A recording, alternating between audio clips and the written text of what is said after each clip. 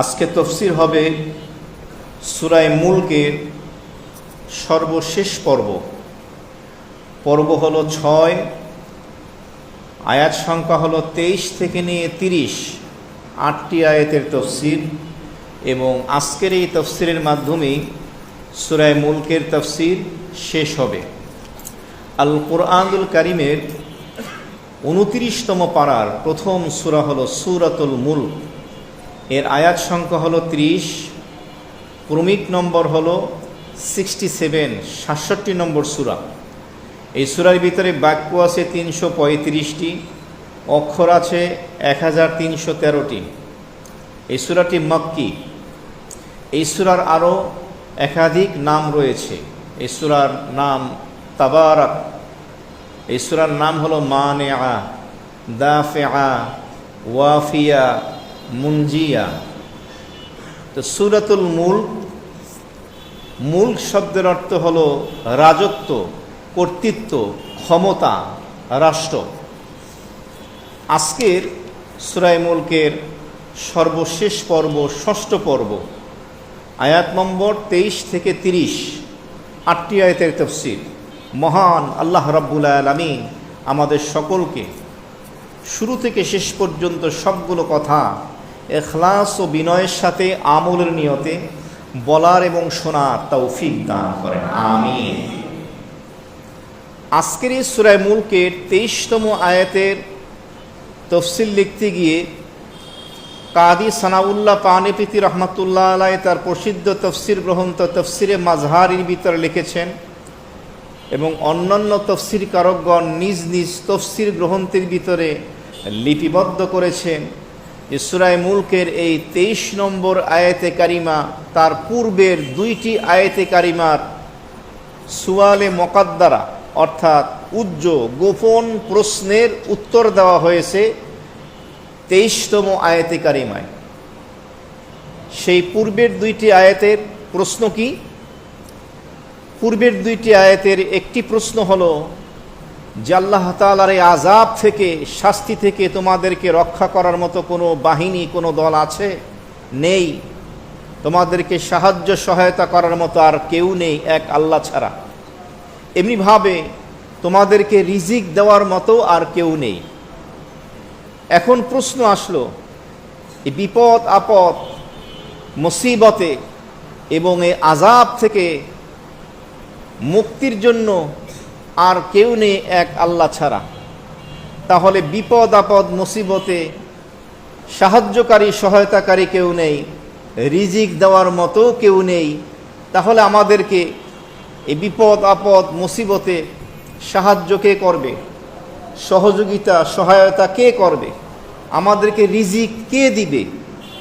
এই প্রশ্নের উত্তরে আল্লাহ রাব্বুল আলামিন সূরা মুলকের 23 নম্বর আয়াতে কারিমা নাজিল করলেন। বলুন সুবহানাল্লাহ। আল্লাহ রাব্বুল আলামিন বললেন, কুল হুয়াল্লাযী আনশাআকুম ওয়া জাআলা লাকুমুস সামআ ওয়াল আবসারা ওয়াল আফইদা ক্বালিলাম মা তাশকুরুন।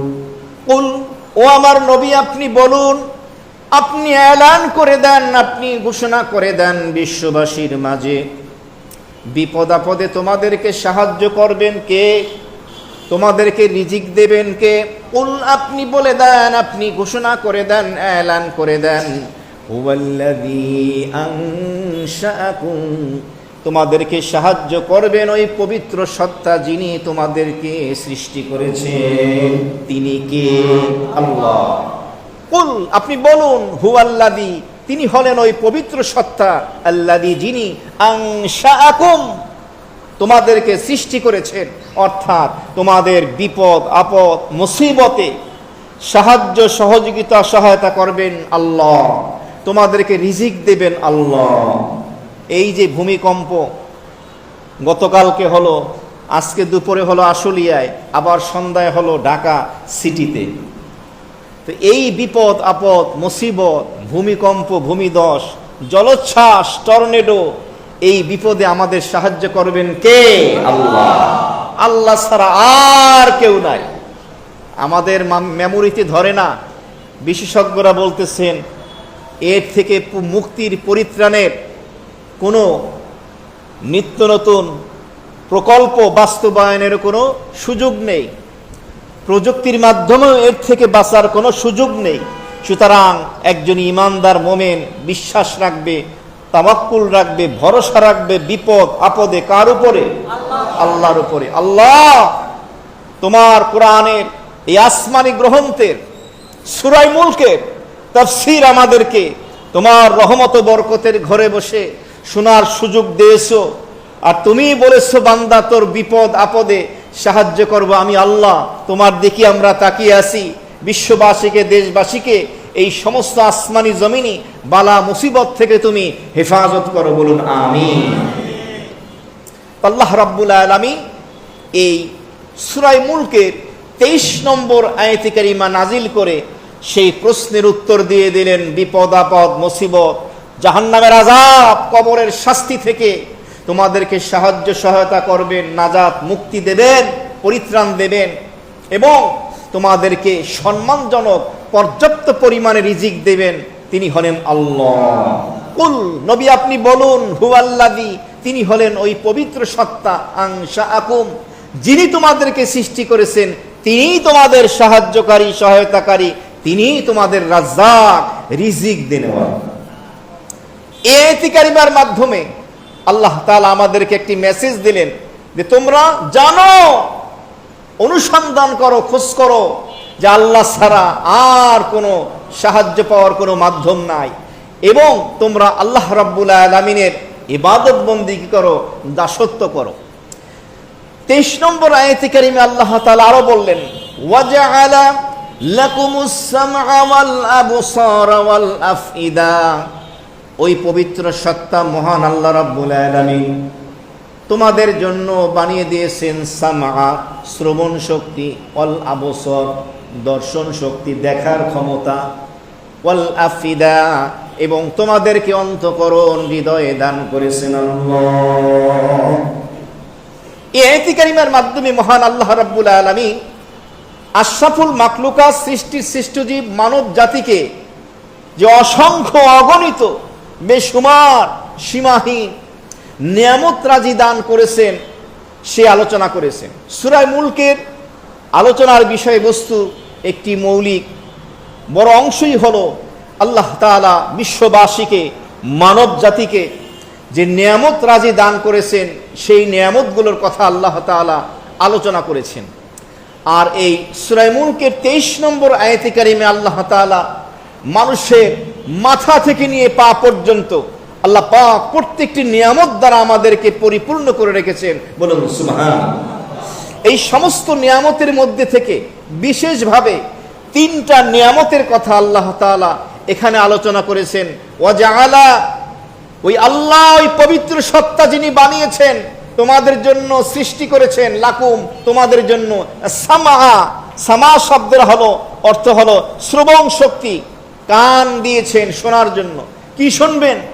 মুফাসসিরিনে কিরামগণ আয়াতে কারিমার তাফসীরের এই অংশে লেখেন যে এই কান দিয়ে বান্দা নসিহত শুনবে, উপদেশ শুনবে, কোরআন এবং হাদিসের কথাগুলো শুনবে, আল্লাহ রাসূলের কথা শুনবে, ভালো কথা শুনবে, মানুষের কল্যাণমূলক কথাগুলো শুনবে এবং এই কান দিয়ে অকল্যাণমূলক কোনো কথা শুনবে না, গান বাজনা শুনবে না, কারো পরনিন্দা, পরচর্চা, মিথ্যা, চগলখড়ি এগুলো শুনবে না। এর অর্থ হলো শ্রবণ শক্তি যে আল্লাহ তাআলা দিয়েছেন এর দ্বারা ভালো জিনিস শুনবে এবং মন্দ জিনিস শুনবে না। 2 নম্বরের নিয়ামত ওয়াল আবসার, বাসার শব্দের বহুত বচন হলো আবসার, এর অর্থ হলো দর্শন শক্তি, দৃষ্টি শক্তি। আল্লাহ আমাদেরকে দেখার জন্য চক্ষু দিয়েছেন। এই চোখ দিয়ে বান্দা কি দেখবে? আল্লাহ বলেন যে তোমরা আমার কুদরত দেখবা। ফাসিরু ফিল আরদ, তোমরা আমার এই জমিনে ভ্রমণ করো। ফানজুরু কাইফা কানা আকিবাতুল মুকাজ্জিবিন, আমার জমিনে ভ্রমণ করো, আমার নিদর্শনাগুলিগুলো, আমার কুদরতগুলো তোমরা প্রত্যক্ষ করো, তোমরা দেখো। এবং যারা আমার এই নিয়ামতকে অস্বীকার করেছিল, মিথ্যারোপ করেছিল, তাদের পরিণাম পরিণতি কত ভয়ানক হয়েছিল এগুলো তোমরা দেখো। তাহলে চোখ দিয়ে এই দৃষ্টি শক্তি দিয়ে আল্লাহ তাআলার কুদরত দেখা। 3 নম্বরে হলো ওয়াল আফইদা, এর অর্থ হলো অন্তর, হৃদয়। এই অন্তর এবং হৃদয় দিয়ে বান্দা চিন্তা করবে, গবেষণা করবে আল্লাহর কুদরত নিয়ে। আল্লাযীনা ইয়াযকুরুনা আল্লাহা কিয়ামান ওয়া কুউদান ওয়া আলা জুনুবিহিম ওয়া ইয়াতাফাক্কারুনা ফী খালকিস সামাওয়াতি ওয়াল আরদ রব্বানা মা খালাকতা হাযা বাতিলা সুবহানাকা ফাকিনা আযাবান নার।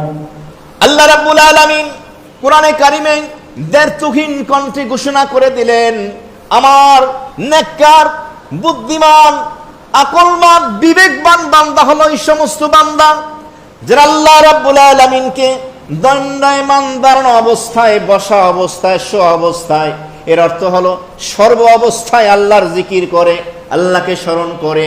ওয়া ইয়াতাফাক্কারুনা ফী খালকিস সামাওয়াতি ওয়াল আরদ, এবং আসমান ও জমিনের সৃষ্টি তত্ত্ব নিয়ে গবেষণা করে। তারপরে বলে, হে আমাদের প্রতিপালক, আপনি আসমান এবং জমিন অনর্থক সৃষ্টি করেননি, নিশ্চয়ই কোনো কারণ আছে। আপনি আমাদেরকে জাহান্নামের আযাব থেকে নাজাত দান করেন, মুক্তি দান করেন। তাহলে এই অন্তঃকরণ দিয়ে, হৃদয় দিয়ে চিন্তা করা, গবেষণা করা। আল্লাহ রাব্বুল আলামিন এখানে সামা বলেছেন শ্রবণ শক্তি, আবসার বলেছেন দৃষ্টি শক্তি, আফইদা বলেছেন অন্তঃকরণ। সামউন শব্দটা হলো মুফরাদ, এক বচন, আবসার হলো বহু বচন, আফইদাও হলো বহু বচন। প্রশ্ন হলো, শ্রবণ শক্তিটা তিনি এক বচন কেন আনলেন, আর দৃষ্টি শক্তি এবং অন্তরকে বহু বচন করে ব্যবহার করলেন? যেহেতু এই দুইটা বহু বচন, শ্রবণ শক্তিটাও বহু বচন ব্যবহার করতেন। তো তার উত্তরে তাফসীরকারীগণ নিজ নিজ তাফসীরের ভিতরে লিখেছেন, আস-সামআ শ্রবণ শক্তি, এটা হলো মাজদার, মূল ধাতু, এটার বহু বচন হয় না। আর আবসার এবং আফিদা এটা মাজদার নয়, এই জন্য বহু বচন আনা হয়েছে। দ্বিতীয় উত্তর হলো, শ্রবণ শক্তির মাধ্যমে এক প্রকারের জ্ঞান অর্জন করা যায়, আর দৃষ্টিশক্তি এবং অন্তঃকরণের চিন্তা গবেষণার মাধ্যমে একাধিক বস্তুর জ্ঞান অর্জন করা যায়। এই কারণে দৃষ্টিশক্তি এবং অন্তঃকরণ, হৃদয়কে তিনি বহু বচন এনেছেন। কিভাবে? যেমন দৃষ্টিশক্তি দিয়ে মানুষ দেখতে পায়, তার এই চোখ দিয়ে বিভিন্ন রং দেখতে পায়। কালারটা কি? একাধিক কালার হতে পারে, লাল, সাদা, কালো, হলুদ, বেগুনি। তো এই দৃষ্টিশক্তির মাধ্যমে রঙের প্রকারগুলো বুঝতে পারে। দৃষ্টিশক্তির মাধ্যমে আকৃতি বুঝতে পারে মানুষ, আকৃতির জ্ঞান অর্জন হয়, লম্বা, বেটে, খাটো, মোটা, চিকন। দৃষ্টিশক্তির মাধ্যমে পরিমাণ বোঝা যায়, পরিমাণে কম না বেশি, পরিমাপে কম না বেশি, ওজনে কম না বেশি, সুন্দর অসুন্দর ইত্যাদি বোঝা যায়। এই কারণে দৃষ্টিশক্তির ক্ষেত্রে আল্লাহ আবসর বহু বচন ব্যবহার করেছেন, বলুন সুবহানাল্লাহ। আচ্ছা, অন্তঃকরণ, আফইদা, হৃদয়, এক্ষেত্রে কেন বহু বচন ব্যবহার করেছেন? এর কারণ হলো, হৃদয় দিয়ে চিন্তা এবং গবেষণার মাধ্যমে, দিলের মাধ্যমে বান্দা একাধিক প্রকারের জ্ঞান অর্জন করতে পারে। যেমন কোনো বিষয়ে সন্দেহ আছে কিনা, সন্দেহ যুক্ত না সন্দেহ মুক্ত, এটা বান্দা চিন্তার মাধ্যমে বুঝতে পারে, ধারণা করার মাধ্যমে, ইয়াকিনের মাধ্যমে, প্রবল বিশ্বাসের মাধ্যমে এগুলো বান্দা চিন্তা এবং গবেষণার মাধ্যমে বুঝতে পারে। যার কারণে আল্লাহ রাব্বুল আলামিন এখানে আফইদা বহু বচন এনেছেন। আর শ্রবণ শক্তির মাধ্যমে এক প্রকারের জ্ঞান অর্জিত হয়, শুধু শোনার মাধ্যমেই হয়। মুফতি শফি সাহেব রাহিমাহুল্লাহ তাআলা তাফসিরে মারিফুল কোরআনে সূরা মুলকের এই 23তম আয়াতে কারিমার তাফসীর লিখতে গিয়ে তিনি লিখেছেন যে মানুষ আকার আকৃতির প্রকৃতির বিশেষ জ্ঞান যে অর্জন করে, এই জ্ঞান অর্জন করে পঞ্চ ইন্দ্রিয়ের মাধ্যমে। দৃষ্টিশক্তি, শ্রবণ শক্তি, স্পর্শ শক্তি, ঘ্রাণ শক্তি, স্বাদ শক্তি। দৃষ্টিশক্তি হলো চোখ, শ্রবণ শক্তি হলো কান, স্পর্শ শক্তি হলো ত্বক চামড়া, ঘ্রাণ শক্তি হলো নাক, আর স্বাদ শক্তি হলো জিহ্বা। এই পঞ্চ ইন্দ্রিয়ের মাধ্যমে মানুষ জ্ঞান অর্জন করে। এখানে প্রশ্ন আসে, আল্লাহ রাব্বুল আলামিন শ্রবণ শক্তির কথা আগে আনলেন, এরপরে আনলেন দৃষ্টি শক্তি, এরপরে আনলেন অন্তঃকরণ। শ্রবণ শক্তির কথা আল্লাহ আগে কেন আনলেন? তাফসির বুঝেন? এগুলাকে বলে তাফসির, খালি কিস্সা কাহিনী না। শ্রবণ শক্তিটা আগে কেন আনলেন? দৃষ্টি শক্তি, চিন্তা গবেষণার জন্য অন্তর, হৃদয়, এটাকে কেন পরে আনলেন? তো তাফসিরের ভিতরে লেখা হয়েছে, মানুষ তার জীবদ্দশায় যত জ্ঞান অর্জন করে দৃষ্টি শক্তির মাধ্যমে, অন্তরের মাধ্যমে, সব থেকে বেশি জ্ঞান অর্জন করে মানুষ শ্রবণ শক্তির মাধ্যমে, শোনার মাধ্যমে। আপনি বেশি দেখেন না বেশি শোনেন? যাই দেখেন ওই দেখার মাধ্যমে যতটুকু জ্ঞান অর্জন করেন এটা সীমাবদ্ধ, সীমিত। কিন্তু আপনি শোনেন বেশি, আমি শুনি বেশি। শোনার মাধ্যমে মানুষ সব থেকে বেশি পরিমাণে জ্ঞান অর্জন করে। আগেরটা গেছে এক প্রকারের জ্ঞান অর্জন করে, এটা হলো বিভিন্ন ধরনের জ্ঞান অর্জন করে, ব্যাপক জ্ঞান, বেশি জ্ঞান অর্জন করে। এই জন্য মহান আল্লাহ রাব্বুল আলামিন শ্রবণ শক্তিটার কথা আগে আলোচনা করেছেন। বলুন সুবহানাল্লাহ। দেখছেন কোরআনে কারিমের আয়াতে কারিমার শব্দের বর্ণনা শৈলী কত চমৎকার। শব্দ আগে কেন আনলেন, পরে কেন আনলেন, সেই যুক্তি তর্কেরও দাঁত ভাঙা জবাব দেওয়া আছে। এত চমৎকার বিশ্লেষণ আল্লাহ রাব্বুল আলামিন করেছেন, এত সুন্দরভাবে সাজিয়েছেন। তো এগুলো হলো আল্লাহ তাআলা বান্দাকে যত নিয়ামত দান করেছেন, সেই নিয়ামত রাজিগুলো আল্লাহ তাআলা এখানে আলোচনা করেছেন। এই যে নিয়ামত আল্লাহ তাআলা দিয়েছেন আমাদেরকে, এই নিয়ামতগুলোর শুকরিয়া যেন আমরা আদায় করি, আল্লাহ এটা চান। তো 23 নম্বর আয়াতে কারিমার শেষের অংশে আল্লাহ বলেন, কলিলাম মা তাশকুরুন। এত কিছু আলোচনা করলেন আল্লাহ 23 নম্বর আয়াতে। হে নবী, আপনি বলুন, ওই মহান পবিত্র সত্তা যিনি তোমাদেরকে সৃষ্টি করেছেন, শ্রবণ শক্তি দিয়েছেন, দৃষ্টি শক্তি দিয়েছেন, অন্তঃকরণ দিয়েছেন চিন্তা গবেষণা করার জন্য। এরপর আল্লাহ বলেন, কলিলাম মা তাশকুরুন, কিন্তু তোমাদের ভিতরে খুব কম সংখ্যক মানুষ আল্লাহর এই নিয়ামতের শুকরিয়া আদায় করো। আল্লাহর নিয়ামতের শুকরিয়া আদায় করো, খুব কম সংখ্যক মানুষ। আজকে আমাদের শিকায়েত, অভিযোগের শেষ নাই। আমার বাড়ি নাই, আমার গাড়ি নাই, আমার ব্যাংক ব্যালেন্স নাই, টাকা নাই, আমার ক্ষমতা নাই, কত কিছু নাই, কত অভিযোগ। আমি গরিব, আমি নিঃস্ব, আমি মাটি কাটি, আমি ভ্যান চালাই, কত ধরনের অভিযোগ করা হয়। কিন্তু আল্লাহ রাব্বুল আলামিন আপনার আমার দেহের ভিতরে কোটি কোটি টাকার নিয়ামত দিয়ে রাখছেন। সুবহানাল্লাহ। আপনাকে যদি বলা হয় যে আপনাকে 1 কোটি টাকা দেওয়া হবে, আপনার একটা হাত আমাকে দিবেন? আপনাকে 2 কোটি টাকা দেওয়া হবে, আপনি আপনার চোখটা আমাকে দিবেন? সুস্থ মানুষ দিবে না। কোটি কোটি টাকার নিয়ামত আল্লাহ দেহের ভিতরে, বডির ভিতরে সেট করে দিয়েছেন, কিন্তু আমাদের সেই শুকরিয়া নাই।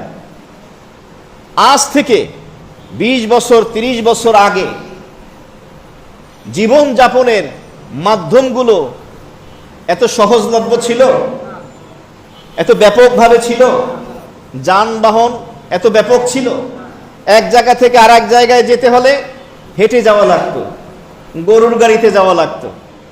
তখন তো এই প্রযুক্তি আবিষ্কার হয়নি। এখন আপনি 1 মাইল, এখন আপনি 1 মাসের রাস্তা আপনি কয়েক ঘন্টার ভিতরে পার হয়ে যাচ্ছেন। আগে কি এত সুস্বাদু মজাদার এত প্রকারের খাবার ছিল? না। বুফে আপনি যান, 100 150 200 আইটেমের খাবার, শুধু আইসক্রিমের ফ্লেভারই পাবেন আপনি 30-40টা, ডেজার্টের ফ্লেভারই পাইবেন 30-40টা, এত ব্যাপক খাবার। এক সময় কি এত পোশাক আশাক ছিল? তাহলে যানবাহন বলেন, খাদ্যদ্রব্য বলেন, পোশাক আশাক বলেন, এত উন্নত মানের আরামদায়ক বাসাবাড়ি ছিল না। তখন নিয়ামত কম ছিল, শিকায়েত অভিযোগ কম ছিল, শুকরিয়া বেশি ছিল। আর এখন নিয়ামত বাড়ছে, শুকরিয়া কমছে, অভিযোগ বাড়ছে। অভিযোগের শেষ নাই। 90টা আছে, 10টা নাই। 95টা দিছে আল্লাহ, 5টা নাই। 99টা দিছে, একটা নাই। ওই একটা নিয়েই টেনশনে আছে, আমার একটা নাই।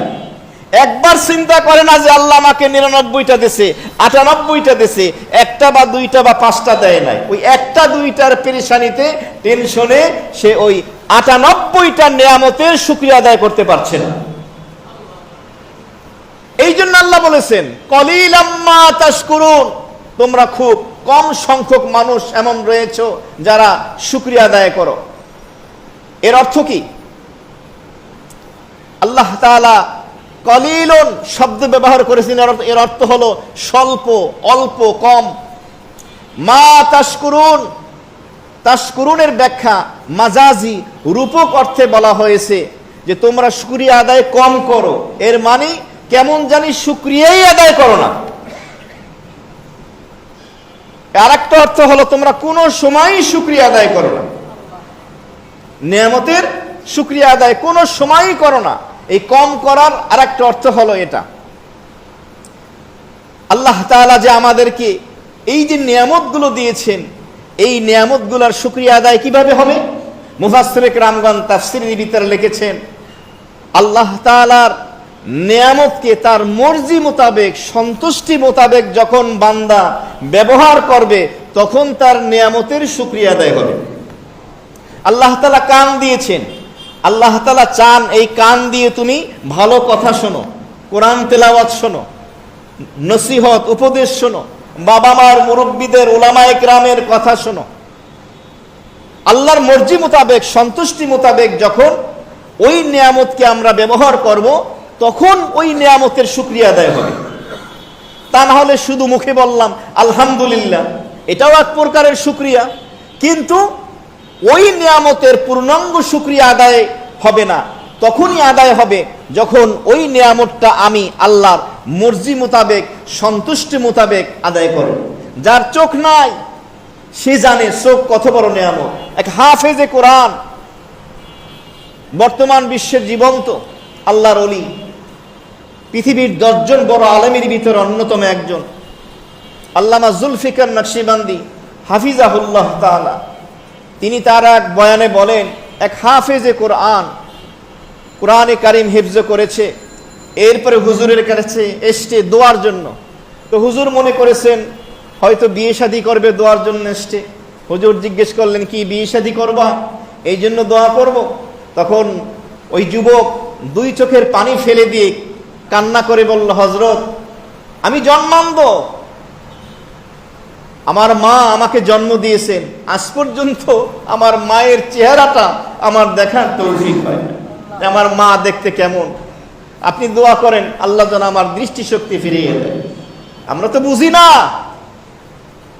এক একটা অঙ্গের এই নিয়ামতের কত দাম। বোবা যে কথা বলতে পারে না, মনের ভাব প্রকাশ করতে পারে না, বোবাদের রাগ বেশি। কেন? কারণ মানুষকে ভাষা বুঝাতে পারে না, রেগে যায়। ও জানে যে কথা বলতে পারাটা কত বড় নিয়ামত। আমার যখন একটা কান বন্ধ হয়ে গিয়েছিল, অসুস্থ ছিলাম কয়েক সপ্তাহ যাবত, তখন আমি টের পাইছি যে কান কত বড় নিয়ামত। আমার চোখের কর্নিয়াটা যখন ফেটে গেল, তখন আমি বুঝতে পারছি চোখ কত বড় নিয়ামত। কিছুদিন আগে যখন আমার মাথার ভিতরে যে সমস্যাটা হয়েছিল, এই কানের ভিতরে যে দানাটা সরে যাওয়ার কারণে আমি মাথা নিচু করতে পারতাম না, মাথা নিচু করলে আমাকে ফেলে দিত। ভাইরাটু না কি জানি একটা রোগ বলা হয়, এই রোগ। তখন আমি বুঝতে পারিছি যে এটা কত বড় নিয়ামত। এই জন্য আমি বলি যে প্রত্যেকটা লোকের তার প্রত্যেকটা অঙ্গ অন্তত একবার অসুস্থ হওয়া দরকার, তখন টের পাইবে যে কি নিয়ামত। অনেকে বিয়ের পরই বাচ্চা হয়ে যায়, কোনো কদর থাকে না। ছেলে হয়েছে, ছেলে পাইছে, মেয়ে পাইছে, কোনো কদর নাই। দাম্পত্য জীবনে স্বামী স্ত্রী 5 বছর, 10 বছর, 20 বছর হয়ে গেছে, এখন পর্যন্ত বাবা মা হতে পারে নাই, আব্বু আম্মু ডাক শুনতে পারে নাই। এরপরে যখন বাচ্চা হয় তখন বোঝে সন্তান কি নিয়ামত। আমরা তো টের পাই না, সব সহজে পেয়ে যাই। এই জন্য আল্লাহ পাকের এই নিয়ামতের কদরদানি করা চাই, শুকরিয়া আদায় করা চাই। কুল হুয়াল্লাযী আনশাআকুম, হে নবী আপনি বলুন, বিশ্ববাসীকে ঘোষণা করে জানিয়ে দিন, ওই মহান পবিত্র সত্তা যিনি তোমাদেরকে সৃষ্টি করেছেন। এর একটা ব্যাখ্যায় আল্লামা ইবনে কাসির রাহমাতুল্লাহ আলাইহি তাফসীর ইবনে কাসিরের ভিতরে লিখেছেন, এর অর্থ হলো যেই আল্লাহ, যে মহান পবিত্র সত্তা তোমাদেরকে অস্তিত্বহীন থেকে অস্তিত্ব দান করেছেন। পৃথিবীতে আমরা একদিন ছিলাম, বাবা মার ঐরসে আল্লাহ পাঠালেন, তাহলে অস্তিত্বহীন থেকে অস্তিত্ব দিলেন, আবার একদিন চলে যাব। তা আমাদের স্লোগান ডায়লগ তো হবে এটা, একদিন ছিলাম না, আজকে আছি, একদিন থাকবো না। এটাই হলো বাস্তবতা। মুহতারাম হাজিরিন, তো সূরা মুলকের 23 নম্বর আয়াতে কারিমায় আল্লাহ রাব্বুল আলামিন তার বান্দাদেরকে এই নিয়ামতের কথাগুলো বললেন, যে এই নিয়ামতগুলো তোমাদের জীবনে আল্লাহ তাআলা দিয়েছেন, সুতরাং এই নিয়ামতগুলোর তোমরা শুকরিয়া কম আদায় করে থাকো, কেমন জানি করোই না। সুতরাং তোমাদের উচিত এই নিয়ামতের শুকরিয়া আদায় করা। আর নিয়ামতের শুকরিয়া আদায় যদি করি, এই নিয়ামত বাড়িয়ে দেবেন কে? আল্লাহ। লা ইন শাকারতুম লা আযীদান্নাকুম, শুকরিয়া আদায় করো, নিয়ামত বাড়িয়ে দেব। এবার আসি 24 নম্বর আয়াতে কারিমে আল্লাহ তাআলা কি বলেন, কুল হুয়াল্লাযী যারআকুম ফিল আরদি ওয়া ইলাইহি তুহশারুন। হে নবী, আপনি বলে দেন, হুয়াল্লাযী, তিনি হলেন ওই পবিত্র সত্তা মহান আল্লাহ রাব্বুল আলামিন, যারআকুম, তোমাদেরকে ছড়িয়ে ছিটিয়ে দিয়েছেন, ফিল আরদি, জমিনের বিভিন্ন প্রান্তরে, ওয়া ইলাইহি তুহশারুন, এবং তার নিকটে একদিন তোমাদেরকে সমবেত হতে হবে। কুল, হে নবী আপনি বলুন। কেউ লিখেছেন, হে নবী আপনি এলান করে দেন, ঘোষণা করে দেন, হুয়াল্লাযী, ওই মহান পবিত্র সত্তা, যারা আকুম, ছড়িয়ে ছিটিয়ে দিয়েছে। পৃথিবীর মানব জাতির সূচনা হয়েছে আদম এবং হাওয়া আলাইহিমুস সালাতু ওয়াস সালামের মাধ্যমে। মানব জাতির আদি পিতা আদম হাওয়া, তাদের মাধ্যমে। এরপরে এই আদম, বনি আদমের ভিতরে আল্লাহ তাআলা বিভিন্ন বর্ণের, বিভিন্ন আকৃতির, বিভিন্ন স্বভাবের মানুষ তৈরি করেছেন। চিন্তা করে দেখেন, জাপানের মানুষ দেখতে একরকম, বাংলাদেশের মানুষ একরকম, ইন্দোনেশিয়ার মানুষ একরকম, চীনের মানুষ একরকম, নাইজেরিয়ার, উগান্ডার মানুষ একরকম। এক এক দেশের মানুষ এক এক রকম, এক এক দেশের মানুষের সাইজ এক এক রকম, বডির আকৃতি এক এক রকম, চেহারার শেপ এক এক রকম, গায়ের রং এক এক রকম, এক এক দেশের মানুষের ভাষা এক এক রকম। মুফাসসিরিনে কেরামগণ তাফসীরের ভিতরের ব্যাখ্যায় লিখেছেন, এই যারা আকুম ফিল আরদে, তোমাদেরকে সৃষ্টি করে যে আল্লাহ ছড়িয়ে ছিটিয়ে দিয়েছে, এর অর্থ হলো তোমাদের এক একজনের বর্ণ এক এক রকম, আকৃতি স্বভাব এক এক রকম। এক এক দেশের মানুষ এক এক ভূখণ্ডে বসবাস করে। এই কুল কায়নাতের সকল ভূখণ্ডের মালিক একজন, তিনি কে? আল্লাহ। আল্লাহ তাআলা বলতেছেন যে তোমাদেরকে এভাবে ছড়িয়ে ছিটিয়ে দিয়েছেন সে মহান আল্লাহ রাব্বুল আলামিন। আজকে যদি আমরা আল্লামা ইকবালের এই কথার সূত্র ধরে যদি বলি, স্রষ্টা কি জানো? সৃষ্টির মাঝে লুকিয়ে আছে স্রষ্টার পরিচয়।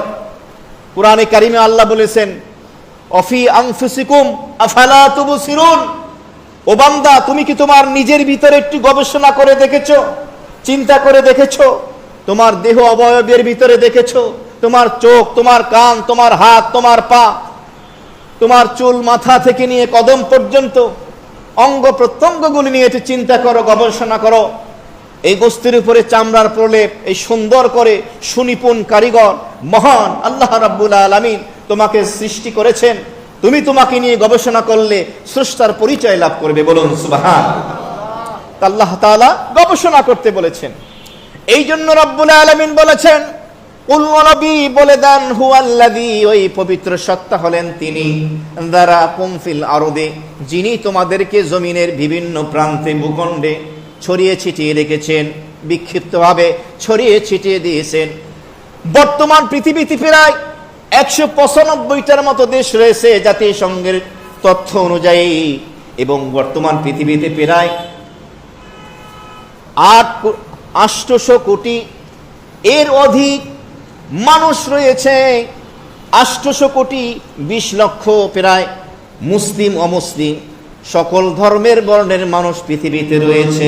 আল্লাহ পাক বিভিন্ন দেশে বিভিন্ন ভূখণ্ডে এই বিভিন্ন জাতিকে উপজাতিকে ছড়িয়ে ছিটিয়ে রেখে দিয়েছে। এরপর আল্লাহ বলতেছেন ওয়া ইলাইহি তুহশারুন, এবং তার কাছেই একদম তোমাদেরকে সমবেত হবে। তুহশারুন শব্দটা হাসারুন শব্দ থেকে আসছে। আমরা যে বলি হাসরের মাঠ, হাসর শব্দের অর্থ হলো সমবেত হওয়ার জায়গা, একত্রিত হওয়ার স্থানকে বলে হাসরের ময়দান। এখান থেকে হলো তুহশারুন ওয়া ইলাইহি তুহশারুন, তার নিকট তোমরা একদিন সমবেত হবে, একত্রিত হবে।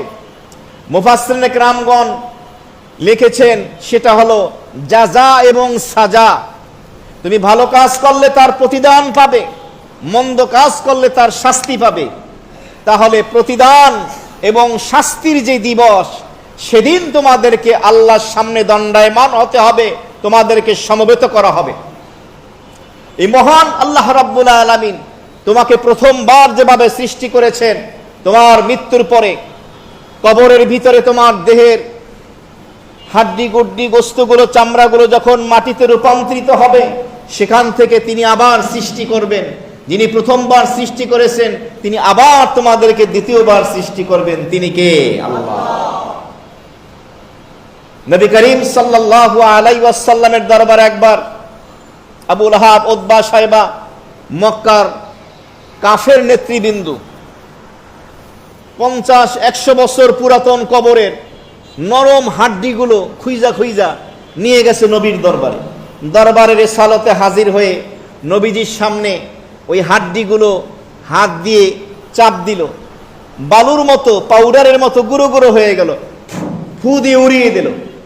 এরপরে নবীজিকে বলে, হে মুহাম্মদ, তুমি বলো এই পুরাতন হাড্ডি থেকে তোমার রব, তোমার আল্লাহ আবার কি তাকে সৃষ্টি করবেন?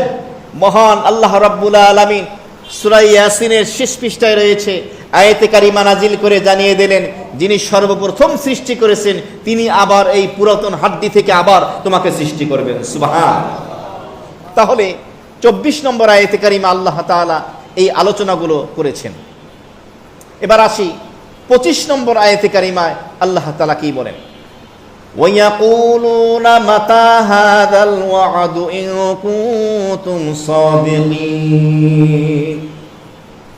وَيَقُولُونَ, কাফের অমুসলিম যারা আছে তারা বলে, মাতা, কোন সময়, কখন, হাযাল ওয়াদু, এই অঙ্গীকার, এই প্রতিশ্রুতি বাস্তবায়িত হবে, ইন কুনতুম সাদিকিন, যদি তোমরা সত্যবাদী হয়ে থাকো। কারা বলছে? কাদেরকে সম্বোধন করে বলছে?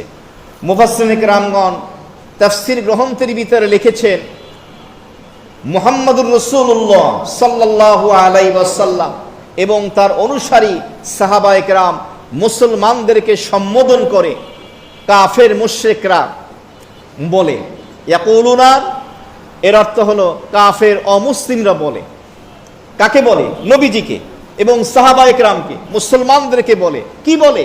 মাতা, কখন, হাযাল ওয়াদু, ওয়াদ শব্দের অর্থ হলো অঙ্গীকার, প্রতিশ্রুতি। কেউ কেউ বলেছেন কিয়ামত।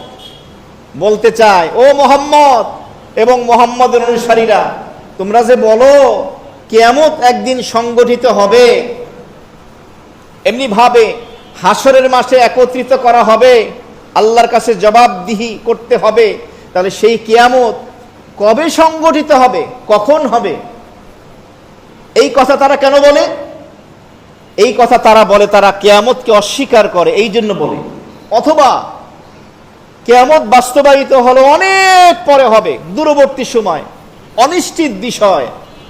এই চিন্তা চেতনা, এই ধ্যান ধারণা তারা পোষণ করত, হৃদয়ে লালন করত, যার কারণে তারা নবীজিকে এবং নবীজির অনুসারীদেরকে সম্বোধন করে তারা বলে, ইন কুনতুম সাদিকিন, হে নবী মুহাম্মদ এবং তার অনুসারীরা শোনো, তোমরা যদি তোমাদের দাবিতে সত্যবাদী হয়ে থাকো যে কিয়ামত একদিন সংগঠিত হবে, এমনি ভাবে আযাব একদিন পাকড়াও করবে, হাসরের মাঠ একদিন কায়েম হবে, সেটা কবে হবে এই দাবি তারা করে, সেই দিন ক্ষণটা কবে একটু বলো।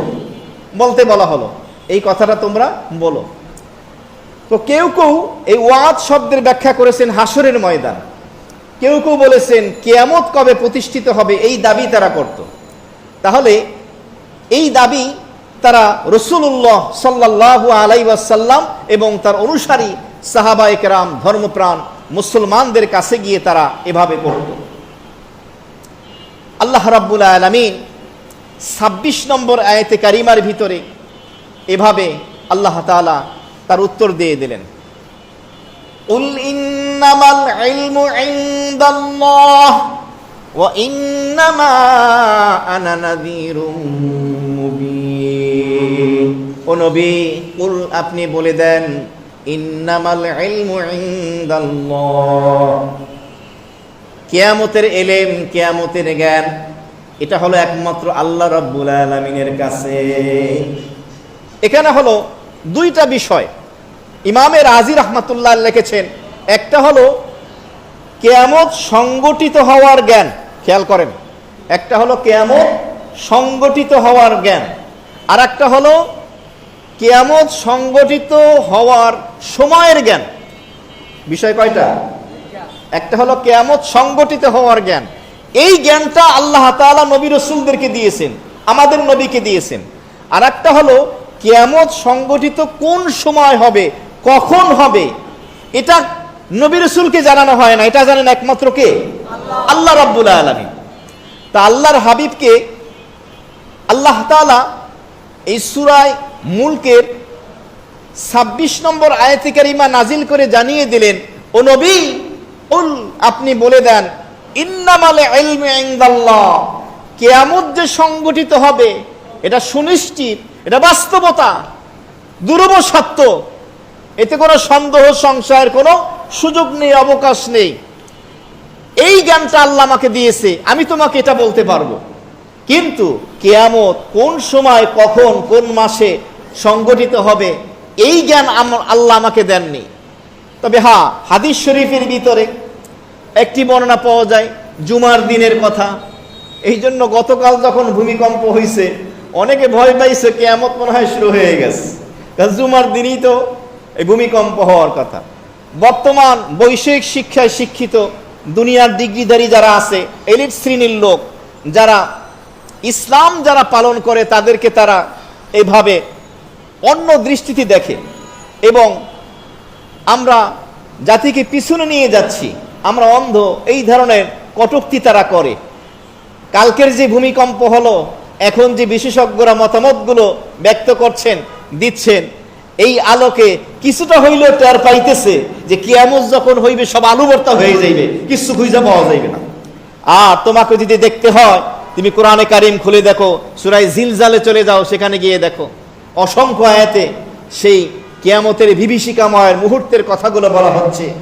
আর এই ভূমিকম্প, ভূমিধস, টর্নেডো, জলোচ্ছ্বাস, এই সমস্ত আসমানি জমিনি বালা মুসিবত, বিপদ আদাদের মাধ্যমে আল্লাহ তাআলা বান্দাকে অ্যালার্ট করতেছেন, তাম্বি, সতর্ক করতেছেন, ইঙ্গিত দিচ্ছেন।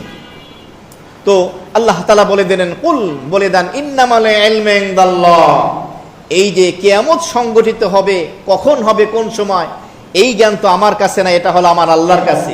তবে কিয়ামত যে সংগঠিত হবে এটা সুনিশ্চিত, সত্য, এটা আমি তোমাদেরকে বলে দিচ্ছি। ওয়া ইন্নামা আনা নাযীরুম মুবিন, এবং আপনি বলুন আমি হলাম আল্লাহ রাব্বুল আলামিনের পক্ষ থেকে সুস্পষ্ট ভীতি প্রদর্শনকারী। 1,24,000 পয়গম্বর, সকল নবী রাসূলগণ, তারা হলেন নিজ নিজ জমানায় উম্মতকে ভীতি প্রদর্শনকারী। আমাদের নবীজির সিফাতি গুণবাচক একাধিক নাম রয়েছে, তার মধ্যে একটি হলো নাজির, মুনজির। এর অর্থ হলো জাহান্নামের আযাব থেকে, কবরের আযাব থেকে ভীতি প্রদর্শনকারী। আর একটা হলো বাশির, মুবাশশির, এর অর্থ হলো জান্নাতের সুসংবাদবাহী। তা আপনি বলে দেন, ইন্নামা আনা নাযীরুম মুবিন, আমি তো হলাম একজন ভীতি প্রদর্শনকারী তোমাদেরকে, আর এটাই হলো আমার জিম্মাদারি, দায়িত্ব। সুতরাং এক্ষেত্রে এতটুকুই যথেষ্ট যে কিয়ামত সংঘটিত হবে, এটা সত্য, সুনিশ্চিত, কখন হবে এটা জানেন আল্লাহ। তো এই ২৬ নম্বর আয়াতে কারিমায় আল্লাহ রাব্বুল আলামিন এই কথাগুলো কিয়ামত সম্পর্কে আলোচনা করলেন। এবার আসি ২৭ নম্বর আয়াতে কারিমায় আল্লাহ তাআলা কি বলেন? ফালাম্মা রাআউহু যুলফাতান সিয়াত ওয়ুজুহুল্লাযীনা কাফারু ওয়া ক্বিলা হাযাল্লাযী কুনতুম বিহি তাদউন। ফালাম্মা অতঃপর যখন, রাআউহু কাফের মুশরিক অমুসলিম নাফরমানরা যখন দেখতে পাবে, জুলফাতান, এই জুলফাতানের একাধিক ব্যাখ্যা মুফাসসিরিনে কেরামগণ দিয়েছেন। কেউ লিখেছেন এর অর্থ হলো কিয়ামত, কেউ কেউ বলেছেন এর অর্থ হলো আযাব, শাস্তি। যখন এই অমুসলিমরা কাফের মুশরিকরা দেখতে পাবে, প্রত্যক্ষ করবে, সিয়াত মলিন হয়ে যাবে, বিবর্ণ হয়ে যাবে, কালো হয়ে যাবে। উজুহুন, ওয়াজহুনের বহু বচন, তাদের চেহারাগুলো, আল্লাযীনা কাফারু, যারা কাফের। এই কিয়ামত যখন সংগঠিত হতে দেখবে, এই আযাব এবং এই শাস্তি যখন তারা প্রত্যক্ষ করবে, তখন কাফেরদের চেহারা বিবর্ণ হয়ে যাবে, মলিন হয়ে যাবে।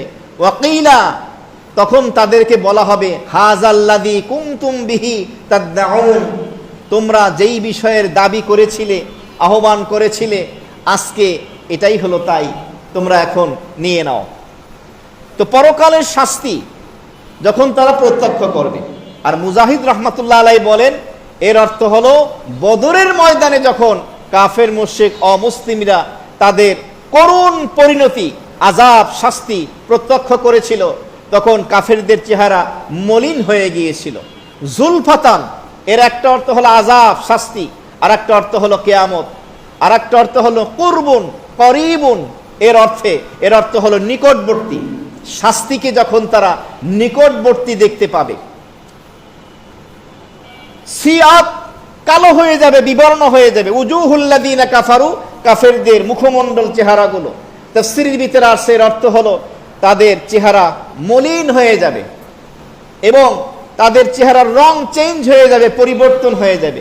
যেমন মৃত্যুদণ্ডপ্রাপ্ত আসামিকে যখন মৃত্যুদণ্ড দেওয়ার জন্য নিয়ে যাওয়া হয়, সে যখন জানতে পারে যে এখন আমাকে ফাঁসির কাষ্ঠে ঝুলানো হবে, মৃত্যুদণ্ড দেওয়া হবে, ওই মুহূর্তে তার চেহারা যেমন বিকৃত হয়ে যায়, তাদের চেহারাও তেমন বিকৃত হয়ে যাবে, তাদের দেহের লোমগুলো শিহরিত হয়ে উঠে যাবে। এভাবে আল্লাহ পাক বললেন, যখন কাফেররা আযাব এবং এই কিয়ামত সংগঠিত হতে দেখবে, প্রত্যক্ষ করবে, তাদের চেহারাগুলো বিবর্ণ হয়ে যাবে, মলিন হয়ে যাবে, কৃষ্ণবর্ণ, কালো হয়ে যাবে। ওয়াকিলা, এবং বলা হবে, হাযাল্লাযী কুনতুম বিহি তাদউন। তাদউন শব্দের দুইটা ব্যাখ্যা দেওয়া হয়েছে।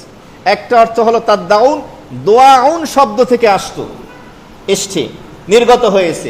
তখন এর অর্থ হলো তোমরা যে দোয়া করতা, যে আযাবের জন্য, যে আযাবকে তোমরা অস্বীকার করতা, যে কিয়ামত বলতে কিছু নাই, আযাব হবে না, শাস্তি হবে না, তাহলে সেটা এখন দেখে নাও। আর একটা অর্থ হলো তাদউন শব্দটা দাওয়া থেকে আসছে, এর অর্থ হলো দাবি। তোমরা যে দাবি করতা যে আযাব এবং শাস্তি বলতে কিছু নাই, অস্বীকার করতা, আজকে সেটা দেখে নাও। আর আগেরটা হলো তোমরা যে শাস্তির দোয়া করতা, সেটা এখন প্রত্যক্ষ করে নাও, সে আযাব তোমরা ভোগ করে নাও। তাহলে এই ২৬ নম্বর আয়াতে কারিমা আল্লাহ তাআলা কাফেরদের ব্যাপারে এই আলোচনাগুলো করলেন। এবার আসি ২৭ নম্বর আয়াতে কারিমায় আল্লাহ তাআলা কি বলেন। ওখানে যে বলেছেন ক্বিলা হাযাল্লাযী কুনতুম বিহি তাদউন, এটা আল্লাহ তাআলা তিরস্কার স্বরূপ তাদেরকে বলেছেন, অপমানের জন্য। এরপরে ২৮ নম্বর আয়াতে কারিমা আল্লাহ তাআলা কি বলেন, কুল আরাআইতুম ইন আহলাকানিয়াল্লাহ ওয়া মান মাইয়া আও রাহিমানা ফামান ইউজিরুল কাফিরিনা মিন আযাবিন আলীম। এই আয়াতে কারিমার শানুনুজুল প্রসঙ্গে এসছে, কাফের মুশরিকরা তারা মনে মনে কামনা করত, তারা চাইতো, তারা দোয়া করত যে মুহাম্মদ যেন মৃত্যুবরণ করে, ইন্তেকাল করে। বলেন নাউযুবিল্লাহি মিন যালিক। তাহলে আমাদেরকে আর এই মূর্তি পূজার থেকে নিষেধ করবে না, বিরত রাখবে না, এবং সে তার রবের দিকে আমাদেরকে দাওয়াত দিবে না, ডাকবে না।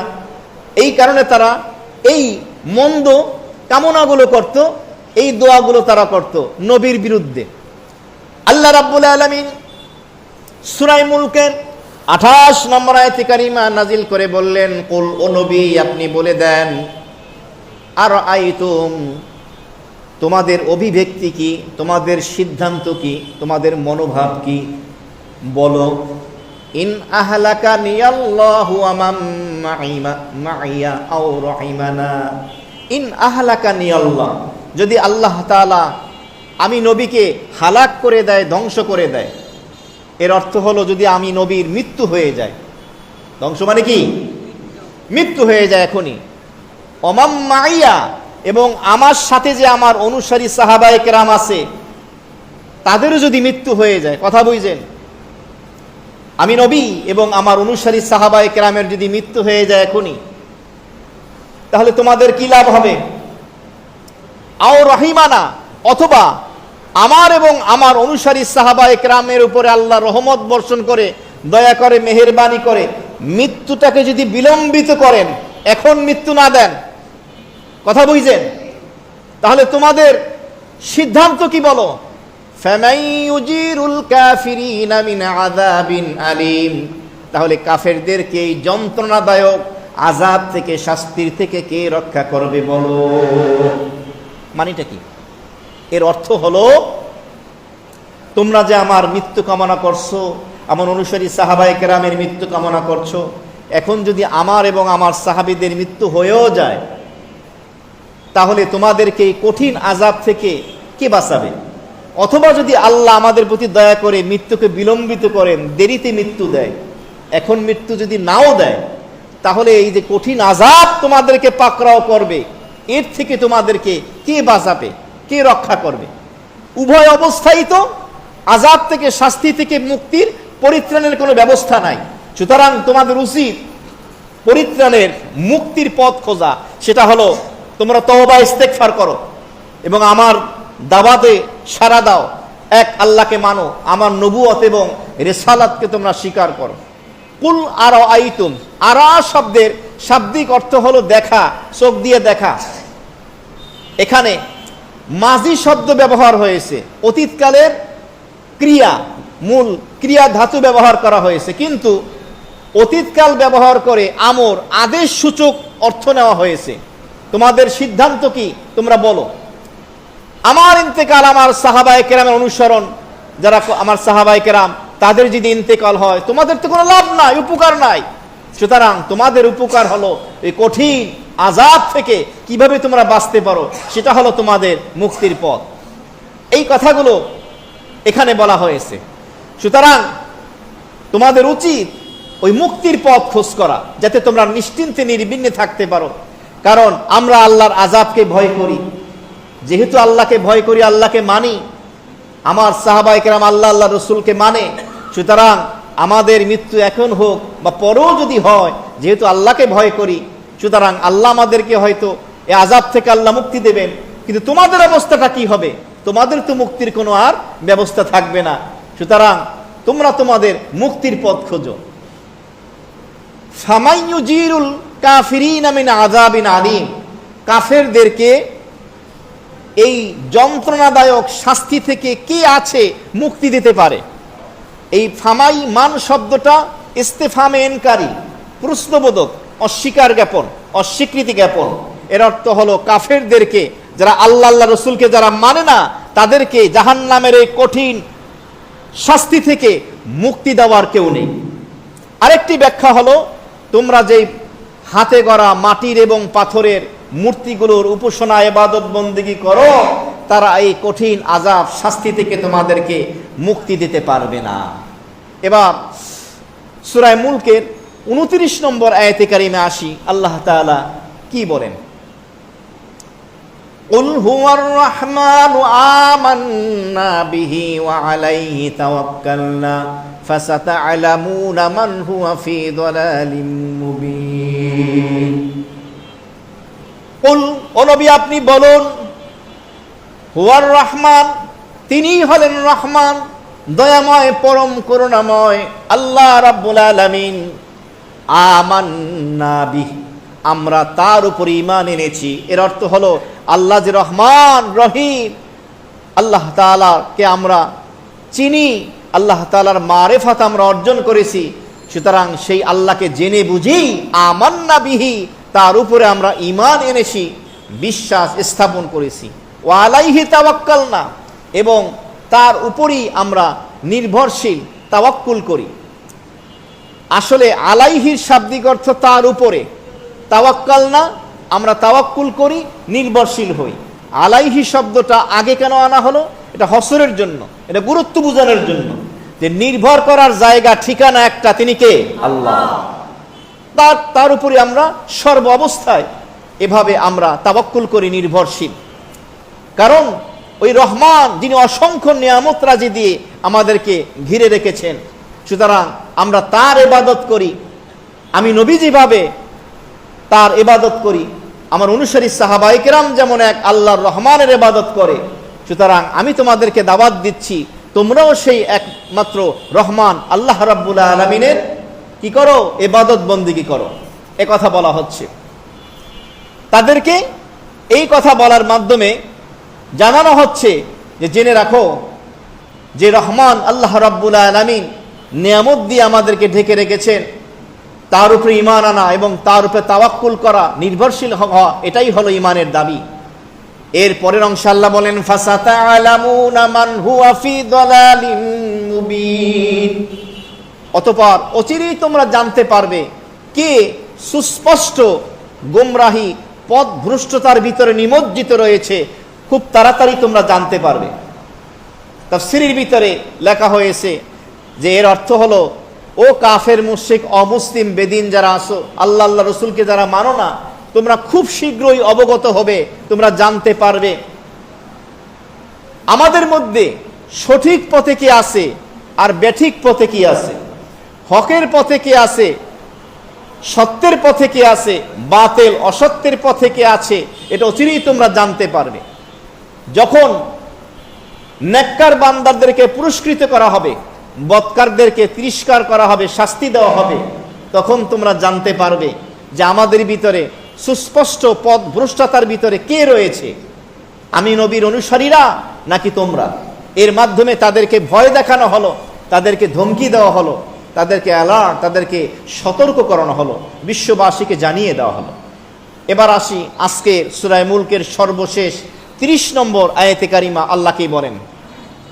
কুল আরাআইতুম ইন আসবাহা মাউকুম গাওরান ফামান ইয়াতিকুম বিমাইন মাঈন।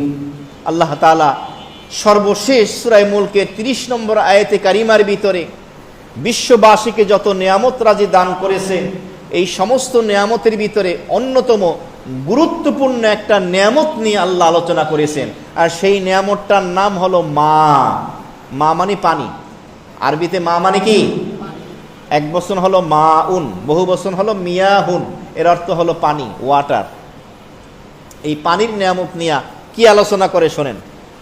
কুল, নবী বলুন, বিশ্ববাসীকে ঘোষণা করে জানিয়ে দিন, আর আইতুম, তোমাদের সিদ্ধান্ত কি, মতামত কি, ইন আসবাহা মাউকুম গৌরন, যদি আল্লাহ রাব্বুল আলামিন পৃথিবীর ভূখণ্ডের নদী নালা সমুদ্র পুকুর খাল বিল কূপ সর্ব জায়গার সমস্ত পানিকে ভূগর্ভের অতল গহ্বরে একদম নিচে নিয়ে যায়, এমন জায়গায় নিয়ে যায় যেখান থেকে কোনো মাধ্যমে আর এই পানি পাওয়ার কোনো সুযোগ নাই। ফামাইয়াতিকুম, কি আছে তোমাদের কাছে নিয়ে আসবে, বিমাইন, পানি। মাইন শব্দের অর্থ হলো এই প্রবাহমান পানি। এই প্রবাহমান পানি তোমাদের জন্য এনে দেবেন কে? তো এখানে আল্লাহ রাব্বুল আলামিন পানির নিয়ামতের আলোচনা করেছেন। আল্লাহ পাক এই নিয়ামত দিয়েছেন, পানির নিয়ামত। এই জন্য আমরা বলি যে পানির অপর নাম কি? জীবন বলি। তো এর একটা ব্যাখ্যা হলো তোমাদের যে প্রয়োজনীয় পানি, এই প্রয়োজনীয় পানির ব্যাখ্যা হলো যেই পানি তোমরা নিজেরা ব্যবহার করো, পান করো, গোসল করো, কাপড় চোপড় ধৌত করো, রান্না বান্নার কাজে ব্যয় করো, ফসলের কাজে কৃষিকাজে ব্যয় করো। মোট কথা তোমাদের জীবন যাপন উপার্জনের জন্য, জীবিকা নির্বাহের জন্য, বেঁচে থাকার জন্য প্রয়োজনীয় যে পানি রয়েছে, এই পানিটাকে যদি আল্লাহ তাআলা জমিনের অতল গহ্বরে ভূগর্ভে বিলীন করে দেন, পৃথিবীর কোথাও কোনো পানি নাই। কোথাও কি নাই? দোকানে নাই, খালে নাই, বিলে নাই, সমুদ্রে নাই, ট্যাঙ্কিতে নাই, কূপে নাই, কোথাও পানি নাই, কোনো পানি নাই। সকালবেলা ঘুম থেকে উঠছেন, উইটা দেখেন কি নাই?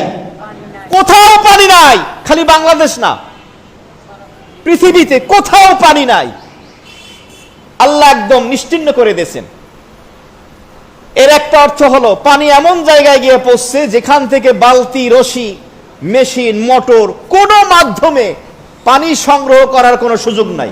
সব বিকল হয়ে গেছে, অচল হয়ে গেছে, প্রযুক্তি সব ব্যর্থ, পানি সংগ্রহে কি ব্যর্থ। অবস্থাটা কি হবে?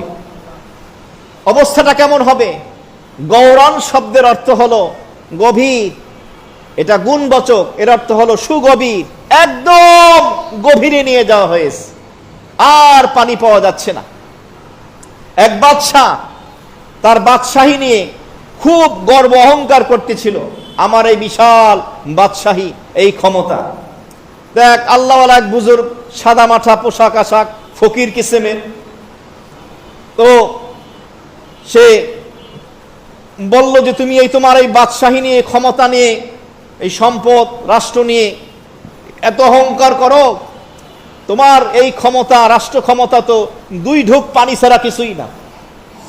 বাদশাহ বলে কি বলেন, আপনি ফকির মানুষ, আপনার তো কিছু নাই, আপনি এগুলার কি বুঝবেন? রাষ্ট্র ক্ষমতা কি জিনিস? টাকা পয়সা, ধন দৌলত, বিত্ত বৈভব, প্রাচুর্য, ঐশ্বর্য, এগুলার আপনি কি বুঝবেন? আপনি তো ওগুলার কিছু বুঝবেন না। তো যাই হোক, ফকির বলে চলে গেছে।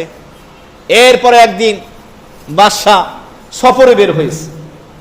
তো বাদশাহ যখন সফরে বের হয়, সাথে তার সৈন্য সামন্ত থাকে, সাহায্যকারী থাকে, উজির থাকে। ঘটনাক্রমে শিকারের পিছনে ছুটতে ছুটতে সে তার সেই বাহিনী থেকে বিচ্ছিন্ন হয়ে গেল। এখন বাদশাহ একা, এতটা ক্লান্ত হয়ে গেছে, ঘুরতে ঘুরতে মরুভূমির ভিতরে গেছে, আশেপাশে কোনো খবর নাই, কোনো পানি নাই। এমন অবস্থা, কলিজা ফাইটা চৌচির। মনে করেন আমরা যে যখন গরমের দিনে দিনটা বড় হয়, রাত ছোট হয়, রমজান মাস যদি পড়ে, 14-15 ঘন্টা মনে করেন না খাইয়ে থাকেন, ইফতারের সময় কিভাবে অপেক্ষায় থাকি বরফ ঠান্ডা পানির জন্য, এরকম যদি 3 দিন 4 দিন আপনার আমাকে আল্লাহ না করুক না খাওয়াইয়া রাখে, তারপর যদি পানি পাই, অবস্থাটা কেমন হবে? তো বাদশার অবস্থা হলো এমন যে এখন 1 ঢোক পানি না পারলে সে বাঁচবেই না। ঘটনাক্রমে সেই ফকির সেখানে হাজির। কি হয়েছে বাদশাহ বলতেছেন, হযরত আপনার কাছে কি পানি আছে? বলছে হ্যাঁ আছে। একটু পানি দেন। বলছে আমার পানি তো দিতে হইলে টাকা দিতে হইবে, টাকা দিয়ে চলবে না, মূল্য দেওয়া লাগবে। বাদশাহ বললে আমি হইলাম দেশের বাদশাহ, আপনি কি চান বলেন? বললেন দাঁড়াও, থামো, আমার মূল্যটা আগে শোনো। বললো কি বলেন? আমার 1 ঢোক পানির মূল্য হলো তোমার অর্ধেক রাষ্ট্র ক্ষমতা, অর্ধেক বাদশাহী। বাদশাহ বলেন আগে দেন, দিয়ে দেব, কোনো সমস্যা নাই, আমার জানটা বাঁচাই। 1 ঢোক পানি দিয়েছে, খাওয়ার পরে গলার ভিতরে বাইজে গেছে, এখন আর পানি নিচে যায় না। আর 1 ঢোক না ঢাললে আর কি হবে না, কণ্ঠনালী ক্লিয়ার হবে না। বাদশাহ বললে আরো 1 ঢোক লাগবে। বলছে আরো 1 ঢোক তো ফ্রি দেওয়া যাইবে না, আমি তো ফ্রি কাজ করি না। বলে কি চান? আরো বাকি অর্ধেক চাই, রাষ্ট্র ক্ষমতা চাই। বাদশাহ বললেন দিয়ে দিলাম। ফকির বললেন খালি মুখে বললে হবে না, আমি বুদ্ধিমান, সাইন করেন, এখানে লেখেন, চামড়ার কাগজের ভিতরে লেখেন আর সিল মোহর মারেন যে পুরা বাদশাহী আমার দিয়ে দিয়েছেন। সিল মাইরা দেশে পানি দেশে ঢোক গেলছে, পানি খেয়ে বাদশাহ কোন রকম বাঁচলো জীবনটা। পরের দিন চলে গেছে রাজপ্রাসাদে। যাওয়ার পরে কিছুক্ষণ পরেই ফকির হাজির হয়ে বলতেছেন ওঠেন। বলে কেন? এই যে কাগজে সিল দেওয়া আছে, এই বাদশাহী আপনার পুরা রাষ্ট্র ক্ষমতার মালিক এখন আমি। বাদশাহ তো অবাক হয়ে গেল। ফকির তখন বলল আমি বলেছিলাম না আপনার এই রাষ্ট্র ক্ষমতার দাম হলো আল্লাহর মাত্র 2 ঢোক নেয়ামতের পানি। আপনি তো বুঝেই না নেয়ামত কি জিনিস। এখানে আল্লাহ তাআলা বললেন কুল, ও নবী বলেন, আরো আইতুম, তোমাদের সিদ্ধান্ত কি? তোমরা বলো, ইন আসবাহা মাউকুম, তোমাদের এই পৃথিবীর ভূগর্ভের সকল পানি যদি আল্লাহ গৌরান মাটির অতল গহ্বরে নিয়ে যান। ফামাইয়াতিকুম, তোমাদের জন্য কে নিয়ে আসবে? বিমা ইম্মাইন। এই মা ইম্মাইনের দুইটা ব্যাখ্যা। একটা ব্যাখ্যা হলো ইসমে ফাইল আল আইনুল জারিয়া, প্রবাহিত ঝর্ণা। আর একটা ব্যাখ্যা হলো ইসমে মফুল আল আইনুল বাসেরা, সহজলভ্য পানি, যে পানি সহজে পাওয়া যায়। তাহলে দুইটা অর্থ হবে, দুইটা ব্যাখ্যা হবে। যেমন কে আছে যেখানে বালতি, রশি, মেশিন অচল হয়ে যায়, বেকার হয়ে যায়, পানি পৌঁছানোর, পানি পাওয়ার আর কোনো মাধ্যম নাই, তাহলে প্রবাহিত ঝর্ণার পানি, সহজলভ্য এই পানি তোমাদের কাছে পৌঁছিয়ে দেবেন এমন কে আছে?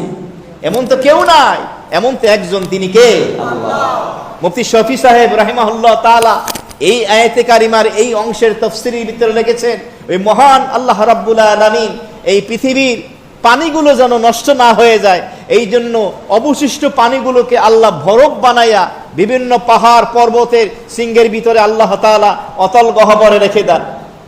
এরপরে সেখান থেকে কুদরতি সুরঙ্গের মাধ্যমে সেই পানিগুলো আবার আল্লাহ রাব্বুল আলামিন বিভিন্ন নদী নালার ভিতরে ছড়িয়ে দেন, সমুদ্রের ভিতরে দিয়ে দেন। আপনি কক্সবাজারে কুয়াকাটায় গিয়ে থাকলে সমুদ্রের পানি মুখে দিছেন? খাওয়া যায়? জনমের লবণ খাইলে মরে যাবেন, কলজা ভাইটা, ও পানি তো খাবার না। এই জন্য সমুদ্রে যারা যায়, নাবিক যারা জেলে মাছ ধরছে, মৎস্য শিকারী, এরা খাবার পানি আলাদা নিয়ে যায়, তা নাহলে মারা যাইবে। তো খাবার পানি আলাদা। তো এই আল্লাহ রাব্বুল আলামিন পাহাড় পর্বত সিংহের ভিতরে পানিগুলোকে বরফ আকৃতিতে রেখে দিয়ে তোমাদের জন্য সেটাকে সংরক্ষণ করেন। যেমন আমরা ফ্রিজের ভিতরে খাবারকে নষ্ট হওয়া থেকে বাঁচাই, আল্লাহ বাঁচান। এরপরে রাব্বুল আলামিন পর্যায়ক্রমে সেই পানিটাকে আবার তোমাদের জন্য সহজলভ্য করে দেন। শুধু তাই না, তাফসীরের ভিতরে আসছে যে আল্লাহ রাব্বুল আলামিন মাটির বেশি গভীরে যাওয়া লাগবে না, সামান্য গভীরের মাটির উপরের স্তরে পানি রেখে দিয়েছেন। আপনি পৃথিবীর যে কোনো জেলায়, যে কোনো জায়গায় যাইবেন, ওখানে যদি গর্ত করেন পানি আছে কি নাই? এই পানি রেখে দিয়েছেন কে? আল্লাহ। এই যে নলকূপ বসায়, কোনো জায়গায় কয়েকটা পাইপ লাগে, কোনো জায়গায় কম লাগে, কোনো জায়গায় বেশি লাগে, এত ফিট আর এত ফিট। মাটির উপরের স্তরে আল্লাহ পানিটা রেখে দিয়েছেন, যাতে খুব সহজভাবে বান্দা যেন পানি সংগ্রহ করতে পারে। কত সুন্দরভাবে ব্যবস্থা করে দিয়েছেন।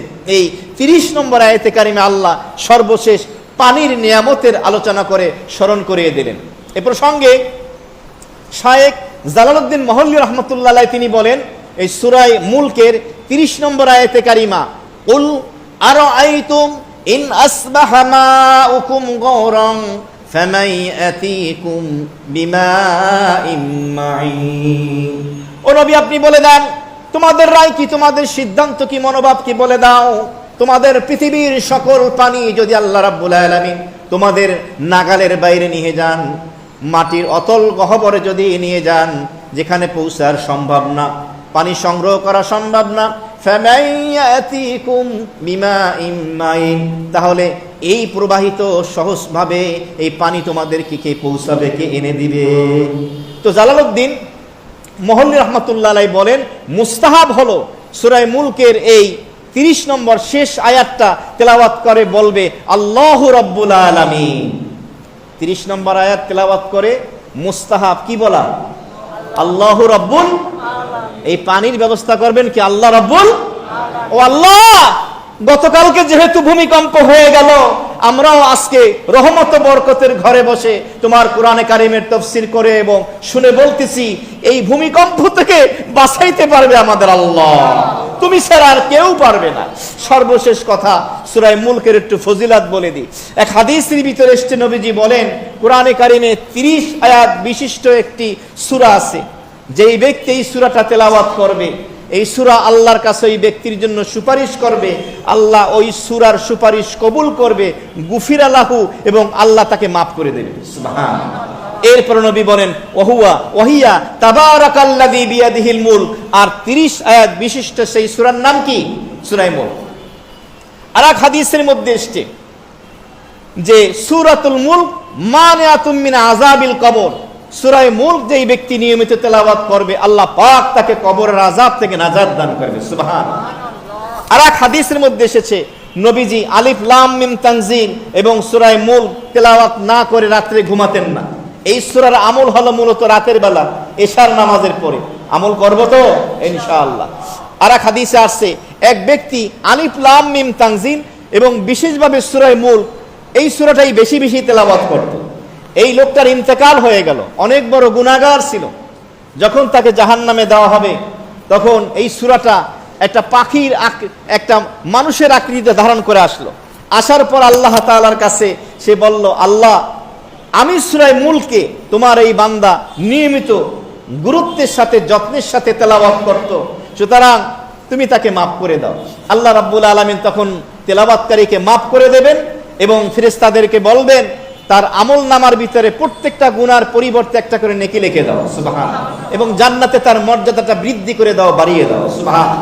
আর এক হাদিসে আসছে, সূরা মুলক তেলাওয়াতকারীর জন্য যখন তাকে জাহান্নামের আযাব দিতে আসবে তখন এই সূরা মুলক একটা পাখির আকৃতি ধারণ করে ডানাগুলো বিছিয়ে দিবে, ছায়া দিবে ওই ব্যক্তিকে, এবং আল্লাহ তাআলার কাছে বলবে যে আল্লাহ, আমি সূরা মুলক আপনার কোরআনের অংশ, সুতরাং আপনি তার তেলাওয়াতকারীকে আপনি মাফ করে দেন। আর যদি তাকে মাফ না করেন তাহলে আমি সূরা মুলকে কোরআন থেকে মিটিয়ে দেন, মুছে দেন। আল্লাহ তাআলা তখন এই সূরা মুলকের সুপারিশ কবুল করে তার তেলাওয়াতকারীকে মাফ করে দেবেন, সুবহানাল্লাহ। তো সূরা মুলক এর আমল নিয়মিত করা চাই। নিজের জন্য করবেন, জীবিতদের জন্য করবেন, মৃতদের জন্য করবেন। মৃত ব্যক্তিদের জন্য সূরা মুলক পড়ে বেশি বেশি দোয়া করা হাদিসের ভিতরে বিশেষভাবে এই সূরার গুরুত্ব আরোপ করা হয়েছে। সুতরাং তেলাওয়াত করি এবং তেলাওয়াত শুনি। সম্ভব হলে এই সূরাটা মাত্র 30 আয়াত, আপনি যদি চান আমি 1 মাসে এই সূরাটা মুখস্থ করব, আপনি পারবেন। কেমনে পারবেন? আপনি 5 ওয়াক্ত ফরজ নামাজের আগে এবং পরে 5 মিনিট যদি সময় দেন বা 10 মিনিট সময় দেন তাহলেই হবে। প্রতিদিন একটা আয়াত, ফজরের আগে পরে 5 মিনিট 5 মিনিট 10 মিনিট, জোহরের আগে পরে, আসরের আগে পরে, মাগরিবের আগে পরে বা এশার আগে পরে, আপনি যদি সময় দেন 5 মিনিট করে বা 10 মিনিট করে একটা আয়াত পড়বেন প্রতিদিন, তাহলে 30 দিনে কয় আয়াত? 30 আয়াত। কিন্তু খালি পড়লেই হবে না, প্রথমে একটা আয়াত মুখস্থ করে দ্বিতীয় আয়াত মুখস্থ যখন হবে আবার প্রথমটা থেকে দ্বিতীয়টা পড়বেন এবং নামাজের ভিতরে এই সূরাটা একাকী তেলাওয়াত করবেন। তাহলে কবর আযাব থেকে নাজাত দান করবেন কে? আল্লাহ। মুহতারাম হাজিরিন, 6 পর্বে 6 সপ্তাহে এই সূরা মুলক 30 আয়াত বিশিষ্ট এই সূরাটি আজকে আমাদের শেষ হলো। আগামী শনিবার যেহেতু ইংরেজি মাসের শেষ শনিবার, নিয়ম অনুযায়ী মাসিক ইসলাহি মজলিস হবে, তারপরের শনিবার আবার নতুন আরেকটা সূরার তাফসীর শুরু হবে। আপনাদের কাছে আবারও পূর্বের ন্যায় জিজ্ঞাসা, কোন সূরার তাফসীর আপনাদের শুনতে মনে চায়? আমার জন্য তো সবই সমান, আমার তো স্টাডি এমনিই করতে হবে, আপনি যেখান থেকেই বলেন আমার সবই পড়তে হবে। আর যদি বলেন না হুজুর আপনি নিজেই নির্বাচন করে নিয়েন একটা, তাহলে আমি সেটার নিচে একটা ভেবে নিলাম আর কি। কারণ এর আগে সূরা ওয়াকিয়ার সাথে আবার রহমানের কিছু মিল আছে। সূরা রহমান তাফসীর শুনছেন না, তখন আবার লাগবে না। আমি একটু চাই একটু ব্যতিক্রম হোক, কথা বলছেন। যেমন এই গতকাল করছি জান্নাত নিয়া, পরের জুম্মা হলো জাহান্নাম নিয়া। আমি চাই আলোচনা একটু ব্যতিক্রম হয়, যেটা আপনারা শোনেন না। জি আমজাদ ভাই, তহা, সূরা তহা। আচ্ছা, এটা বড় সূরা, তারপরে দেখি, যেহেতু আপনারা প্রস্তাব রাখছেন, দেখি যাচাই বাছাই করে দেখি, যেটা পারা যায়, যেটা সুবিধা হয় ইনশাআল্লাহ হবে আর কি। অনেকেই দোয়া চেয়েছেন। জান্নাত নামে এক বোন কোরআনে কারিমে খতম করে, অন্তঃসত্ত্বা প্রেগনেন্ট, বাচ্চা নিজের জন্য দোয়া চেয়েছেন। মোস্তাক ভাই ওনার বোন কোরআনে কারিমে খতম করেছেন, বাবার জন্য দোয়া চেয়েছেন। সোহাগ নামে এক যুবক, ওর বাবা দুনিয়া থেকে চলে গেছে, দোয়া চেয়েছেন। আর অনেকেই দোয়া চেয়েছেন। তাফসীরের পরে দোয়া কবুল হয়। বিশেষ করে আমরা আল্লাহ তাআলার কাছে বেশি বেশি দোয়া করি, আল্লাহ তাআলা যেন ভূমিকম্প, ভূমিধস, এই সমস্ত আসমানি জমি বালা মুসিবত থেকে আল্লাহ যেন বিশ্ববাসী, দেশবাসী, আমাদের পরিবারের সকল সদস্যদেরকে আল্লাহ যেন হেফাজত করে। আমরা বেশি বেশি মসজিদমুখী হই, নামাজের প্রতি যত্নবান হই, সকাল সন্ধ্যার জিকির আজকারগুলো বেশি বেশি দোয়াগুলো করি। আলহামদুলিল্লাহি রাব্বিল আলামিন।